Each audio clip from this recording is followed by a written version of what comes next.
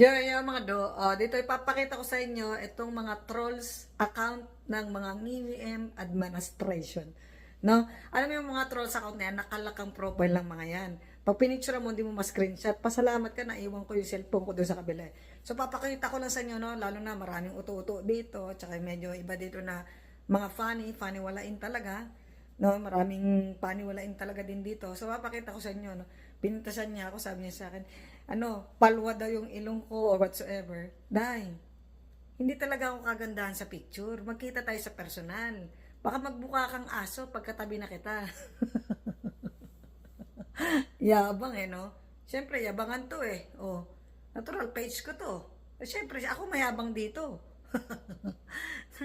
Baka, yung mga ganito sabi niya sa akin, no? Kala ko daw ko sino. Totoo naman ngiwi naman talaga si BBM Ano pa magagawa mo? Talagang ngiwing-ngiwi. Oo, magpa-drug test siya kung gusto niya. Ngayon, doon sa mga nagtatanggol, tsaka doon sa mga troll account, alam mo, sinagot ko, sabi ko, di naman tulad ng asawa mo, okay lang ganito ilong ko. Proud ako dito.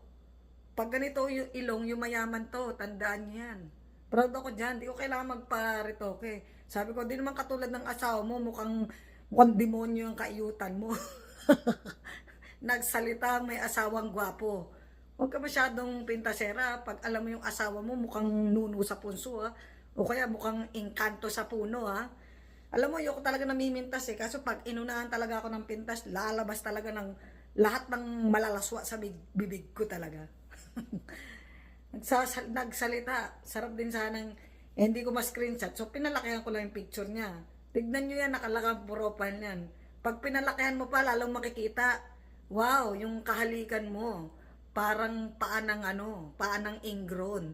Dapat dyan, pakiskis mo sa parlor yan para, yan, yung mga ganyang muka, yan ang kahalikan mo everyday. Kadiri, hello. Yung mga BBM uto-uto supporters, no? Yung para lang talagang research niya ako, so sinearch niya ako, no? Ganito ho yung mga trolls, talagang tinotrolls talaga ako. Ito trolls mo ko ganyan. Hindi talaga ako photogenic, dahil. Oo, magkita tayo sa personal, no? Saka para sa akin, maganda talaga ako. Yun ang pakiramdam ko sa sarili ko. Ngayon, pagka ganyan troll accounts ka, sa bagay, dyan lang sila nabubuhay dahil mga patay gutom yung mga yan. Oo. Yun ang masasabi ko sa inyo, mga patay gutom kayo.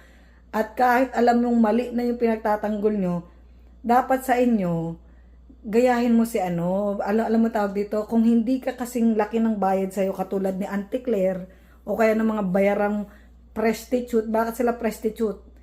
Di ba may prostitute? Sila mga prostitute. Kasi bayad na bayad. Kung hindi naman ganun kalaki binabayad sa'yo, wag ka naman bash. Kasi mababack to you ka talaga sa akin. Back to you ng back to you. Ganyan talaga. Pag pangit ang buhay, pintas ng pintas sa iba.